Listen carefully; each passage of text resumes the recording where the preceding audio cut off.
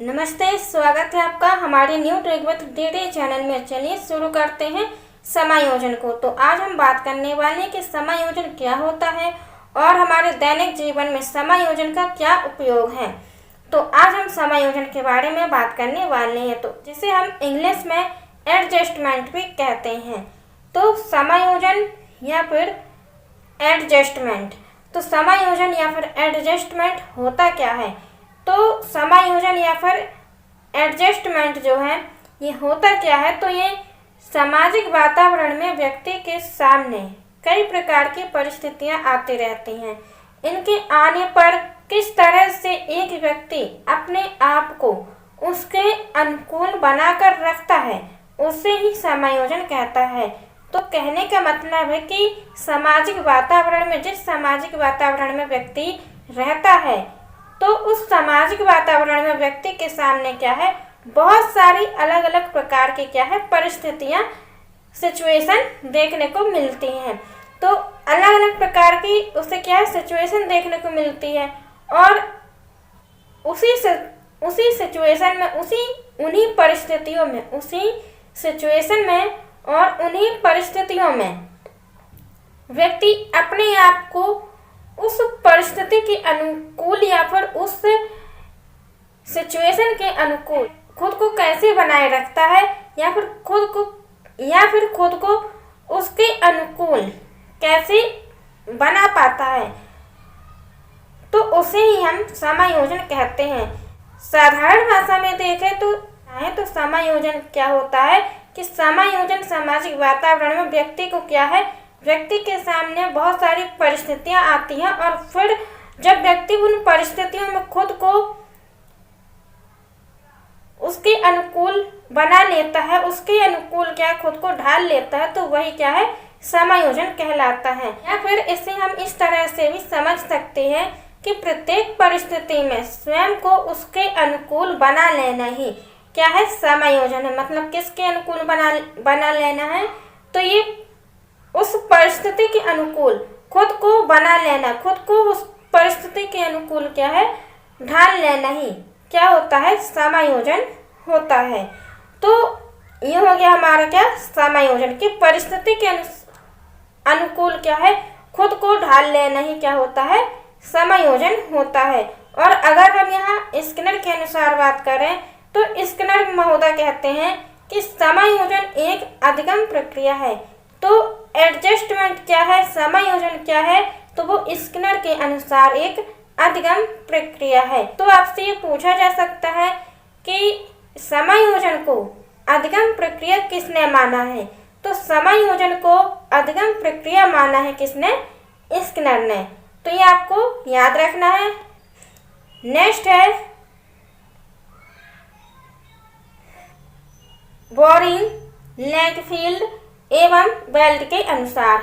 तो बोरिंग, लैगफील्ड एवं वेल्ड के अनुसार समायोजन है क्या, तो एक व्यक्ति अपनी आवश्यकता एवं आवश्यकता पूर्ति के मार्ग में आने वाली बाधा के साथ सामंजस्य कर लेता है, तो यही क्या है समायोजन है। तो ये किसके अनुसार है, तो ये बोरिंग, लैगफील्ड एवं वेल्ड के अनुसार है। तो क्या है, इनके अनुसार है कि एक व्यक्ति अपनी क्या है आवश्यकता एवं आवश्यकता पूर्ति के मार्ग में आने वाली बाधा के साथ जब व्यक्ति क्या है सामंजस्य कर लेता है, तो उसे ही इन्होंने क्या कहा है समायोजन कहा है। नेक्स्ट हमारा दैनिक जीवन में समायोजन से संबंधित परिस्थितियां। आपके सामने जो परिस्थितियां आती हैं वो कौन कौन सी हैं और क्या है। तो सबसे पहला है हमारा क्या तनाव, जिसे टेंशन कहते हैं। तो टेंशन होता क्या है, तनाव होता क्या है, तो जब व्यक्ति किसी कार्य को समय पर पूरा नहीं करता तो व्यक्ति के अंदर तनाव आ जाता है और तनाव के लिए व्यक्ति स्वयं जिम्मेदार होता है। यह व्यक्ति में क्रोध को जन्म देता है। तो देखिए तनाव क्या है, तो तनाव वह है जब व्यक्ति किसी भी कार्य को क्या है समय पर पूरा नहीं करता, तब व्यक्ति के अंदर क्या है टेंशन आ जाती है और वो तनाव लेने लगता है। फॉर एग्जाम्पल किसी बच्चे को स्कूल जाना है, अब उसका स्कूल कितने बजे, 7 बजे है।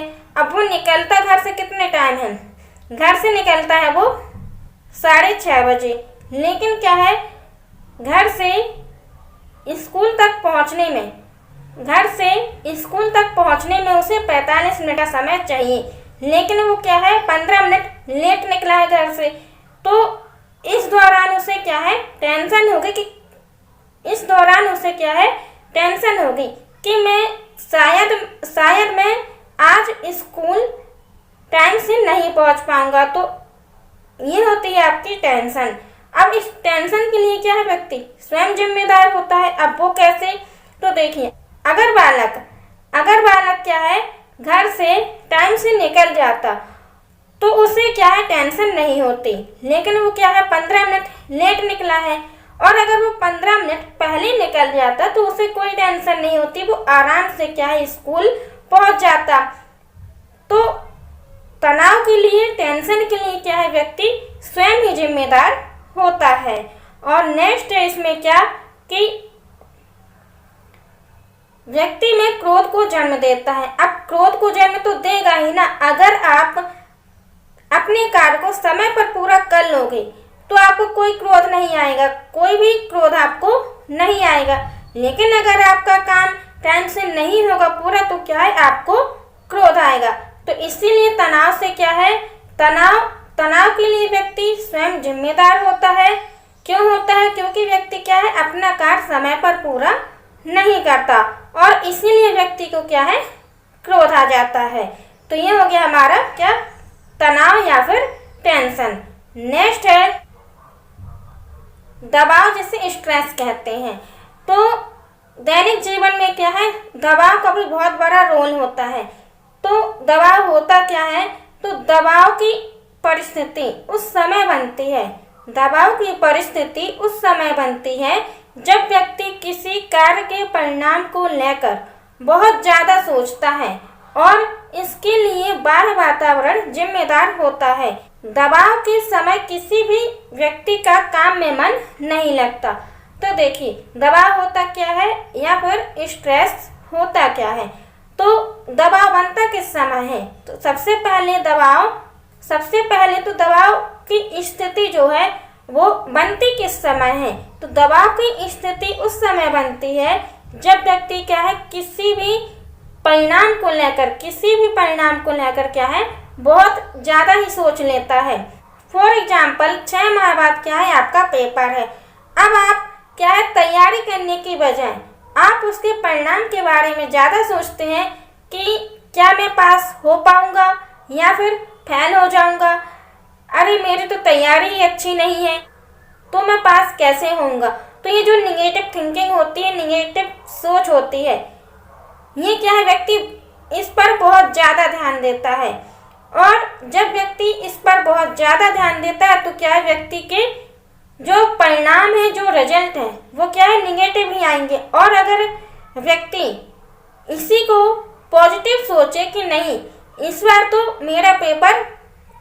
तो मैं पास हो जाऊंगा क्योंकि मैंने बहुत अच्छे से तैयारी की हुई है, तो ये होती है आपकी पॉजिटिव थिंकिंग। तो व्यक्ति को हमेशा ही पॉजिटिव थिंकिंग के साथ में चलना चाहिए। कहने का मतलब है कि हमेशा ही व्यक्ति को सकारात्मक सोच रखनी चाहिए और सकारात्मक सोचना चाहिए।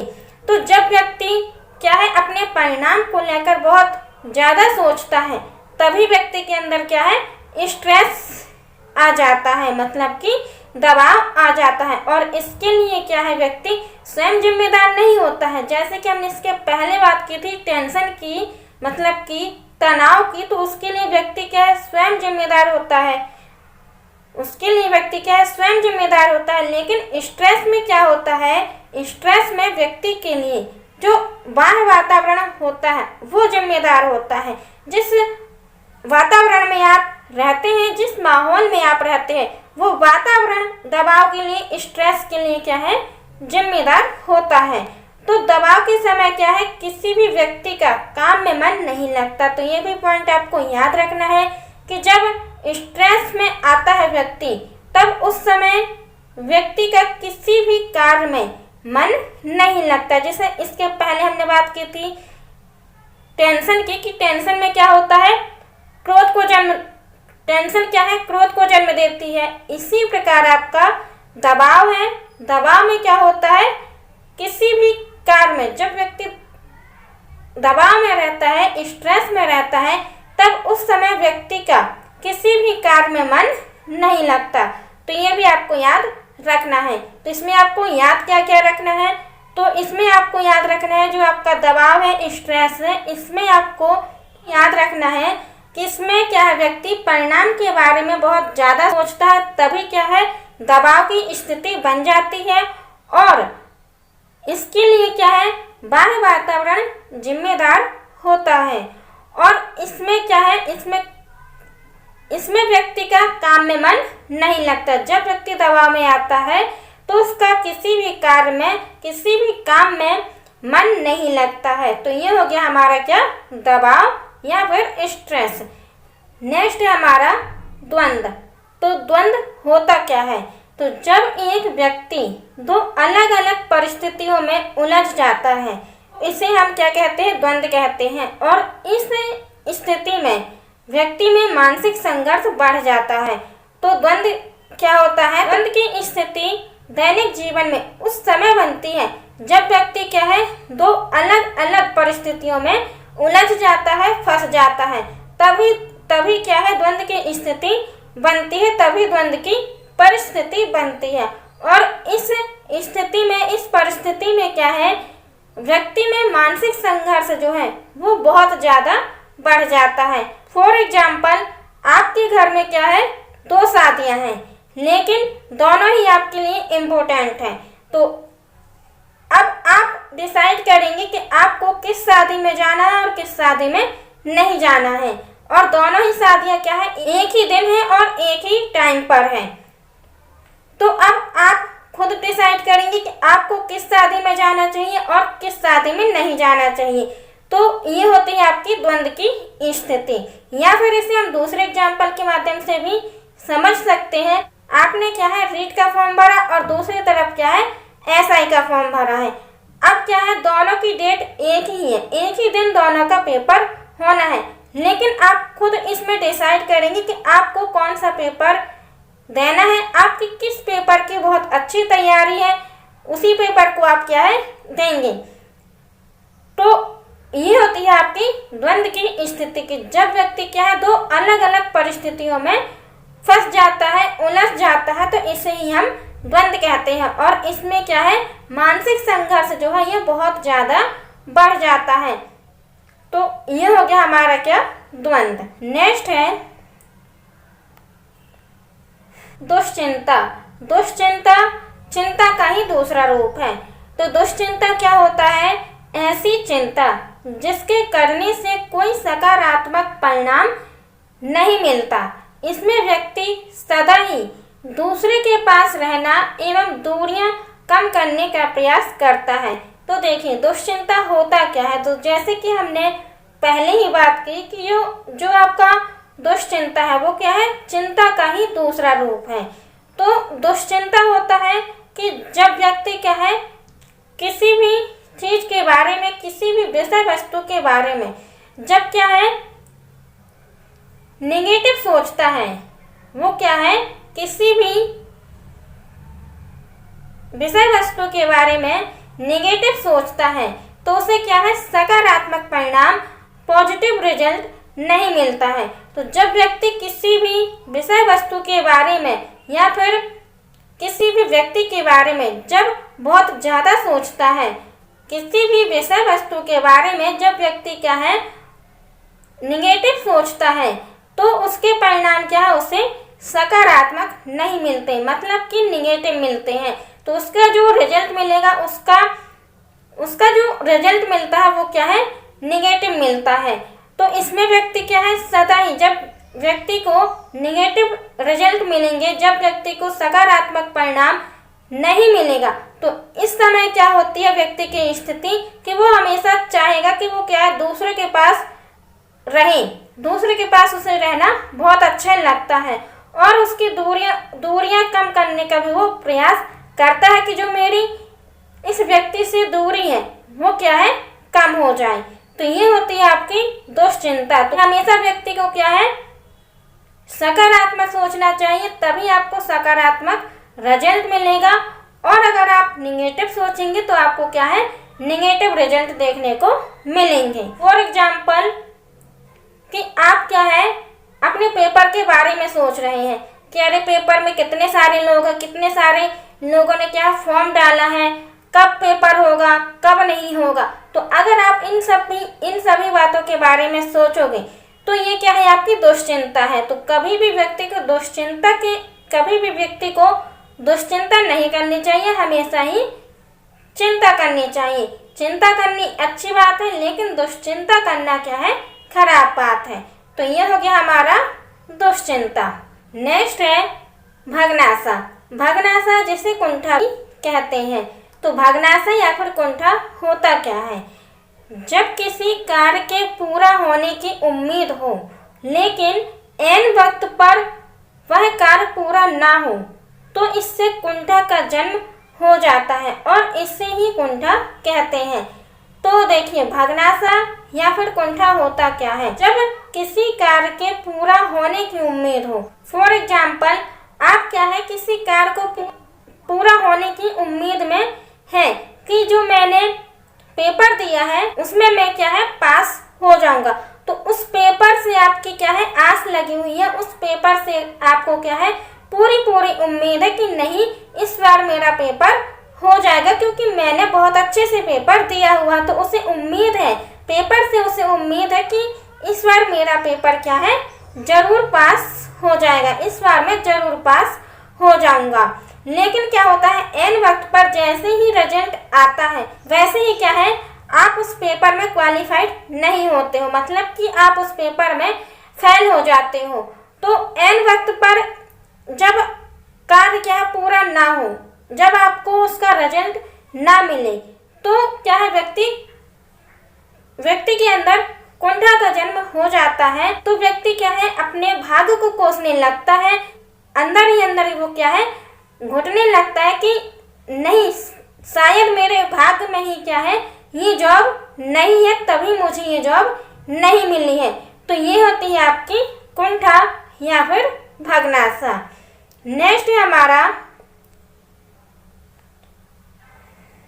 दैनिक जीवन में यदि एक व्यक्ति इन सब परिस्थितियों के समय समायोजन नहीं कर पाता है तो वह कुसमायोजित या फिर मनोरोगी या फिर जैसे हम पागल कह सकते हैं या फिर असामाजिक हो सकता है। तो यदि व्यक्ति क्या है, अपने दैनिक जीवन में इन सभी परिस्थितियों के समय खुद को समायोजित नहीं कर पाता, खुद को उसके अनुकूल नहीं ढाल पाता, खुद को उस परिस्थिति के अनुकूल क्या है, एडजस्ट नहीं कर पाता है, तो उस समय व्यक्ति क्या है, या तो कुसमायोजित हो जाएगा, या फिर वो मनोरोगी कहलाने लगेगा, या फिर वो पागल हो जाएगा, या फिर असामाजिक हो सकता है।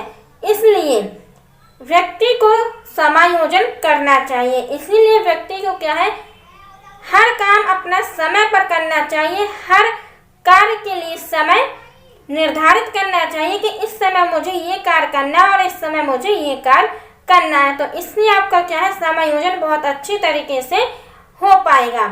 तो क्या होता है कि इसलिए व्यक्ति को समायोजन करना चाहिए। अगर व्यक्ति के सामने ये सारी परिस्थितियां आती हैं, तनाव, दबाव, कुंठा, भग्नाशा, जो भी ये परिस्थितियां हमने देखी अभी, अगर इसमें व्यक्ति खुद को समायोजित कर लेता है, खुद को उसके अनुकूल बना लेता है, तो क्या होता है कि व्यक्ति क्या है, अगर इन परिस्थितियों के अनुसार खुद को समायोजित कर लेगा, खुद को उस परिस्थिति के अनुकूल ढाल लेगा, तो व्यक्ति क्या है, एक सामाजिक प्राणी कहलाने लगेगा, ना कि असामाजिक हो जाएगा।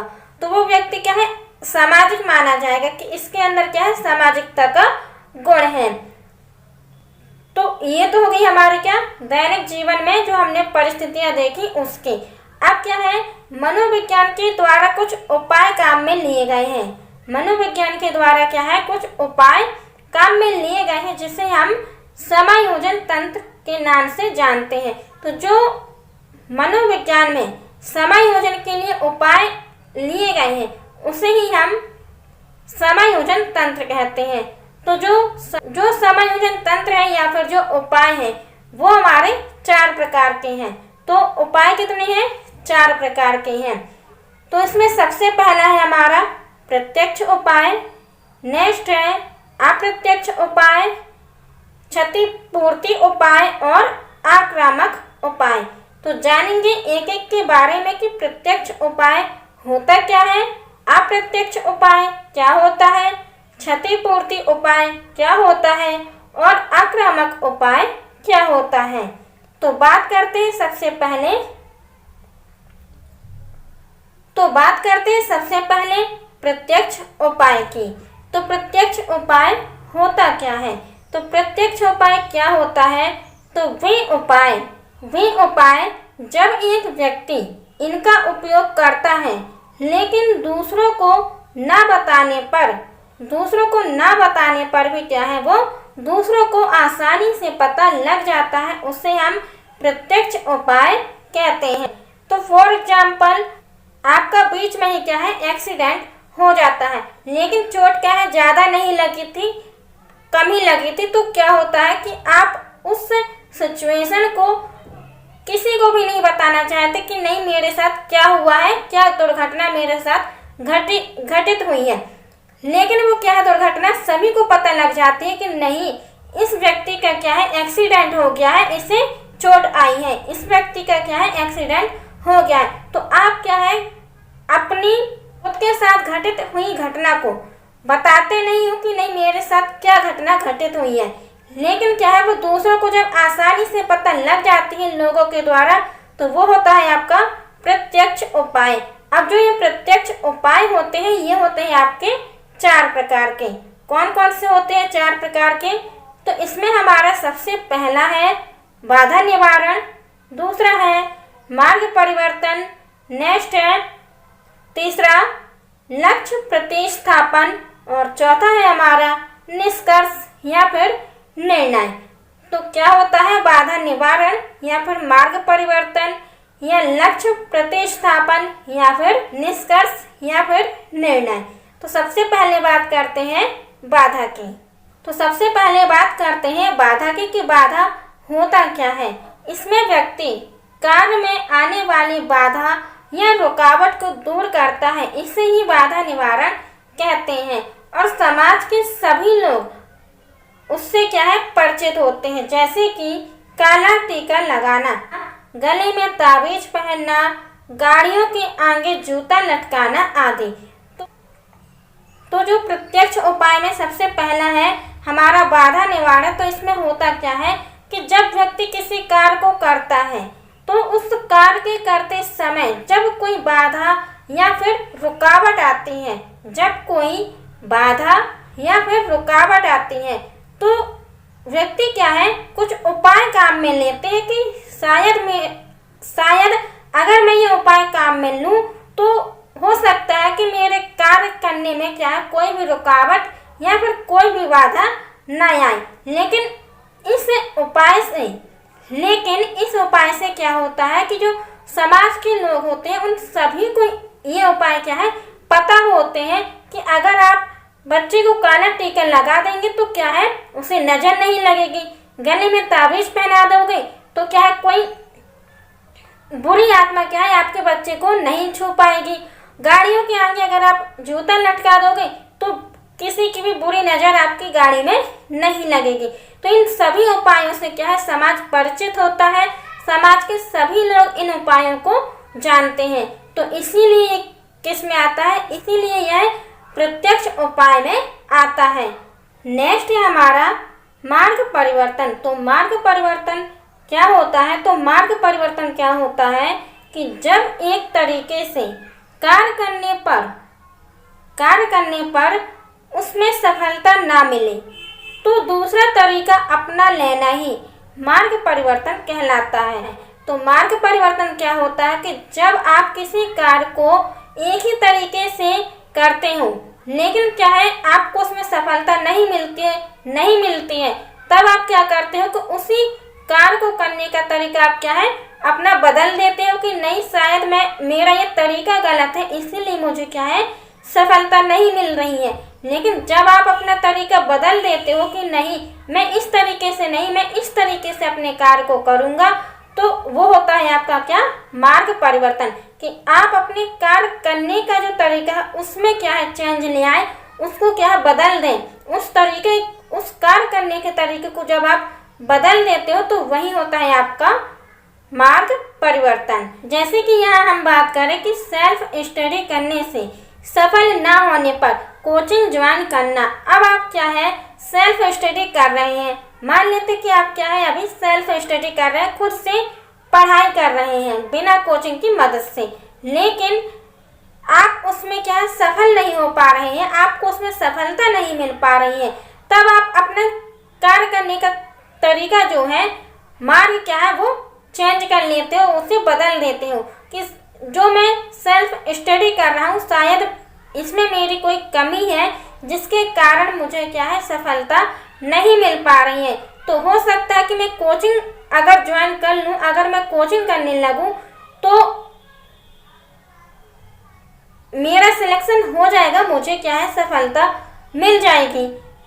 तो जब आपने सेल्फ स्टडी को छोड़कर क्या की है कोचिंग ज्वाइन की है तो आपको सफलता मिल गई है।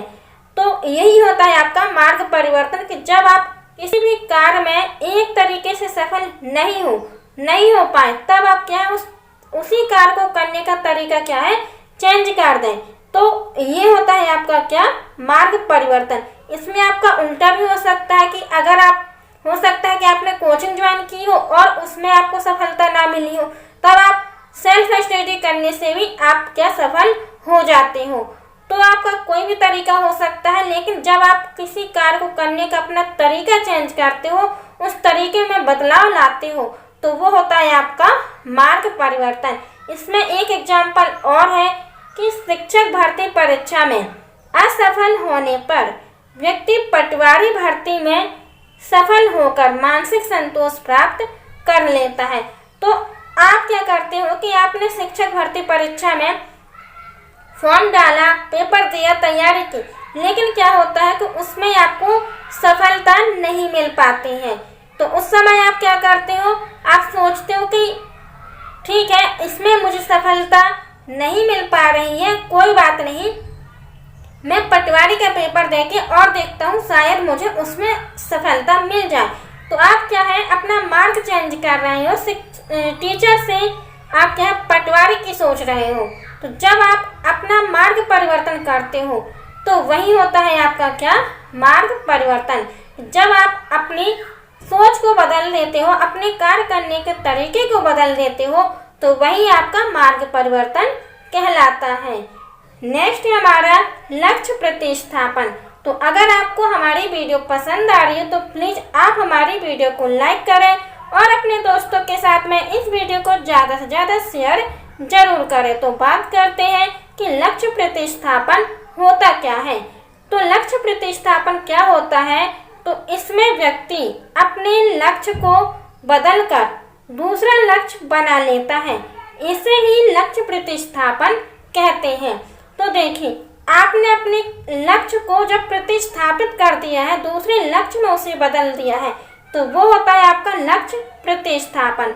तो लक्ष्य प्रतिस्थापन में क्या है, आप अपने लक्ष्य को बदलकर दूसरा लक्ष्य बना लेते हैं, तो वही आपका लक्ष्य प्रतिस्थापन होता है। फॉर एग्जाम्पल IAS के स्थान पर RAS बन जाना। तो आप क्या है IAS की तैयारी कर रहे थे, लेकिन क्या है आपको उसमें सफलता नहीं मिली, तो आपने सोचा कि क्यों ना इस बार मैं RAS का फॉर्म भरूं और उसकी तैयारी करूं। तो आपने क्या है अपना लक्ष्य क्या है, एक लक्ष्य से आपने दूसरे लक्ष्य पर आ गए हो, तो वो होता है आपका लक्ष्य प्रतिस्थापन, कि आपको इसमें सफलता नहीं मिली तो इसमें सफलता जरूर मिल जाएगी। तो ये होता है आपका लक्ष्य प्रतिस्थापन, कि जब आप अपने लक्ष्य को बदल देते हो तो वही आपका लक्ष्य प्रतिस्थापन कहलाता है। एक एग्जाम्पल और है इसी का लक्ष्य प्रतिस्थापन का, कि प्रथम श्रेणी शिक्षक नहीं बन पाने पर व्यक्ति 3rd श्रेणी शिक्षक बनकर संतोष प्राप्त कर लेता है। तो कभी कभी क्या होता है कि जब आप 1st ग्रेड टीचर का फॉर्म भरते हो तो क्या होता है कि उसमें आपको सफलता नहीं मिलती है। तब आप क्या करते हो कि अपने लक्ष्य को ही बदल देते हो कि हो गया, अगर मेरा 1st ग्रेड में नहीं हुआ तो 3rd ग्रेड में तो जरूर हो जाएगा। तो ये होता है आपका क्या, लक्ष्य प्रतिस्थापन, कि आप अपने लक्ष्य में परिवर्तन कर दें, तो वही आपका लक्ष्य प्रतिस्थापन होता है। नेक्स्ट है हमारा निष्कर्ष या फिर निर्णय। तो ये क्या होता है, तो ये होता है कि जब व्यक्ति द्वंद्व की स्थिति में होता है, तो जब व्यक्ति क्या है द्वंद्व की स्थिति में होता है तो निर्णय लेता है। जब व्यक्ति द्वंद्व की स्थिति में होता है तो निर्णय लेता है कि क्या करना चाहिए और क्या नहीं करना चाहिए। तो जब व्यक्ति क्या है द्वंद्व की स्थिति में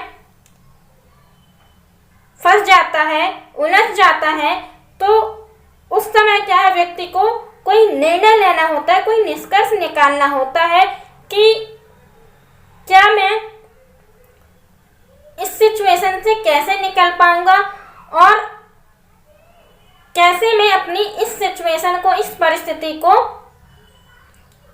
इस परिस्थिति से बाहर आ पाऊंगा। क्या करना चाहिए, इस परिस्थिति से निकलने के लिए मुझे क्या करना चाहिए और क्या नहीं करना चाहिए। तो जब व्यक्ति इस तरीके से सोचता है, इस तरीके से जब व्यक्ति सोचता है तो वही होता है आपका क्या, निष्कर्ष या फिर निर्णय। जैसे कि राम को शिक्षक भर्ती व पटवारी भर्ती की परीक्षा के लिए एक ही तिथि आवंटित होने पर निर्णय लेना पड़ा कि शिक्षक भर्ती की तैयारी ठीक है तो इसे चुनना चाहिए। तो देखिए, तो इसमें क्या है, राम को शिक्षक भर्ती परीक्षा और पटवारी भर्ती परीक्षा, इन दोनों के लिए क्या है एक ही डेट आई है कि आपकी जो शिक्षक भर्ती परीक्षा है वो भी उसी दिन है और पटवारी भर्ती परीक्षा क्या है वो भी उसी दिन है। तो अब उस समय क्या है, जब ये द्वंद्व की स्थिति में आ गया, राम जब द्वंद्व की स्थिति में आ गया तो इस समय क्या है, राम को निर्णय लेना पड़ा, निष्कर्ष निकालना पड़ा कि मेरे लिए क्या सही है और क्या गलत है, मुझे क्या करना चाहिए और क्या नहीं करना चाहिए। तो अगर उसकी देखिए, अगर उसकी शिक्षक भर्ती परीक्षा की तैयारी अच्छी है तो उसने इसे चुना, और अगर उसकी पटवारी की तैयारी बहुत अच्छी होती तो वो उसे चुनता। तो वो खुद व्यक्ति के ऊपर निर्भर करता है कि उसे क्या निष्कर्ष निकालना है, किस परिस्थिति का उसे क्या निष्कर्ष निकालना है, क्या निर्णय लेना है। तो यही होता है आपका क्या, निष्कर्ष या फिर निर्णय, कि जब व्यक्ति क्या है द्वंद्व की स्थिति में फंस जाता है तब क्या है उसे निष्कर्ष या फिर निर्णय लेना होता है कि उसके लिए क्या सही है क्या गलत है। तो ये होता है आपका निष्कर्ष या फिर निर्णय। नेक्स्ट है हमारा अप्रत्यक्ष उपाय। तो इसके पहले हमने प्रत्यक्ष उपाय के बारे में जाना और अब हम बात कर रहे हैं अप्रत्यक्ष उपाय की।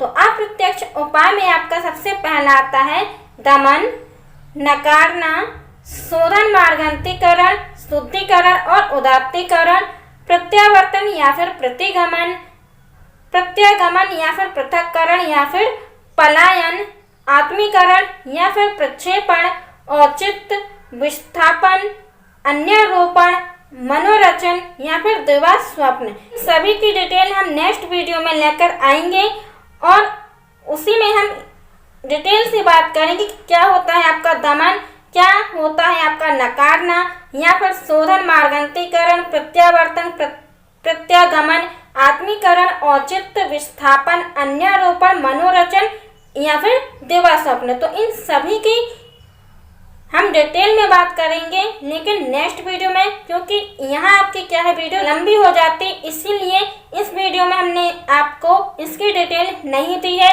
इसका सेकंड पार्ट आएगा तो उसमें हम आपको इन सभी की डिटेल देंगे। तो अगर आपको हमारी वीडियो पसंद आई हो तो प्लीज़ आप हमारी वीडियो को लाइक करें और अपने दोस्तों के साथ में इस वीडियो को ज़्यादा से ज़्यादा शेयर जरूर करें। और हाँ, अभी तक आपने हमारे चैनल को सब्सक्राइब ना किया हो तो प्लीज़ आप हमारे चैनल को सब्सक्राइब जरूर करें और बेल आइकन को जरूर प्रेस करें, जिससे आप हमारी वीडियो की समय समय पर नोटिफिकेशन पाते रहें। तो धन्यवाद। स्वस्थ रहें, मस्त रहें और अपनी फैमिली को भी स्वस्थ रखें। मिलते हैं नेक्स्ट वीडियो में, तब तक के लिए धन्यवाद।